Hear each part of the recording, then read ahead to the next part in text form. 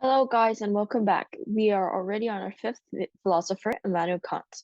Those who have seen my fourth video, Moral Philosophy and Ethics, will be familiar with Kant. In that video, I introduced ethics by Aristotle, deontology by Kant, and morality in Confucianism. If you would like to know more about these ideas, I recommend you to go back and watch that video.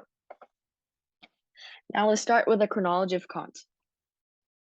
Kant was born in Königsberg in 1724, April 22nd. Then he attended the Collegium Fridericianum from 1732 to 1740. In Collegium Fridericianum, he learned Latin for the first time and he was deeply into classic Latin books.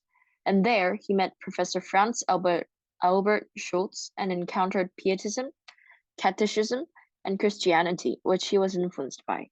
Pietism, also known as Pietistic Lutheranism, is a movement with a compound of the virtues of Lutheranism and the value of piety. Catechism is an interpretation or a summary of doctrines and serves the Christian teachings or the sacraments used in catechism. In 1740, he enrolled in the University of Königsberg. Most of his ideas were influenced during this period of his life. At the University of Königsberg, he learned various subjects including math, philosophy, and natural science.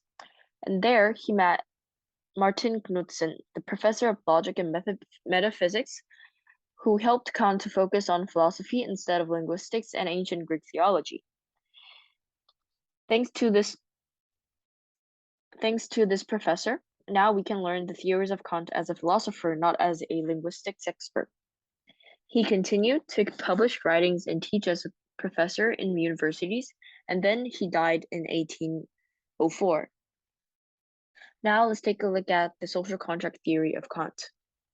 According to Kant, the sovereign authority must perceive the contract as an idea of reason that makes the sovereign create laws that regard each individual subject and consider the will of all people. And by subject, it refers to the individuals who chose to become a citizen and participated in voting for such. The social contract is only a concept derived from reason that does not have any empirical reference to guide an empirical action or idea.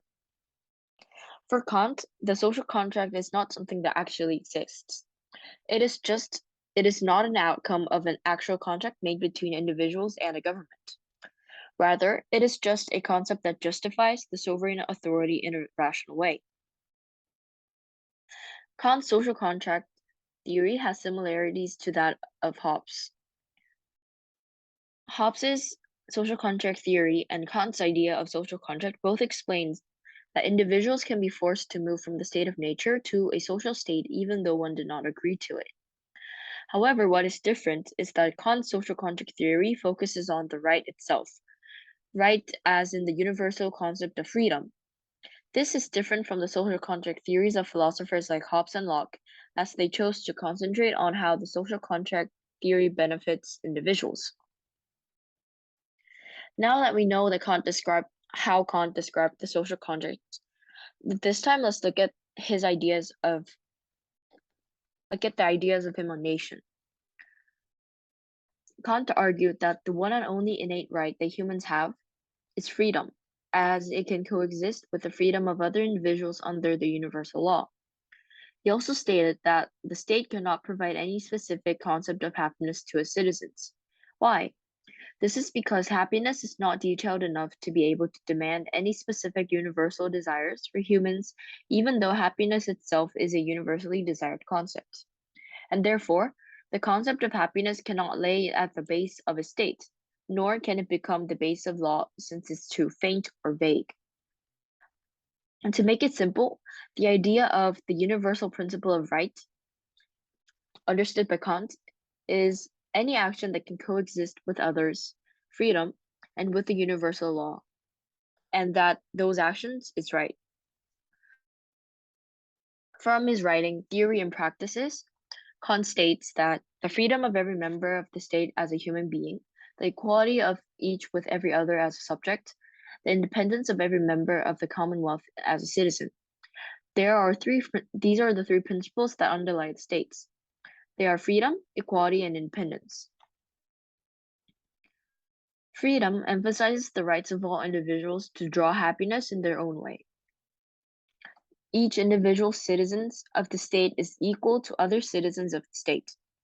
Each citizen has equally coercive rights, which allows one to cite the authority of the state to impose laws on one's name. Also, the principle of equality stands for the equality of opportunity too. This means that every citizen, not of their heredity or any other criteria, should have access to any office in the political structure of the state. The last principle, independence, talks about citizens being the subject of laws, that they gave it to themselves. And the concept seems like it seeks for a universal decision making for laws. However, Kant explains that this does not apply to every citizen. He excludes those who are defined as passive citizens, like women and children, those who cannot support themselves economically, therefore not being in charge of themselves. But he adds that these passive citizens still have the right to freedom and equality, even though they cannot participate in legislative actions. Today, we learned about the political philosophy of Kant. Personally, Kant is my favorite philosopher, and it was very fun to share my knowledge on his philosophy. His theories might be challenging to understand, and I hope this video was helpful. Thank you for watching and see you in another video. Bye!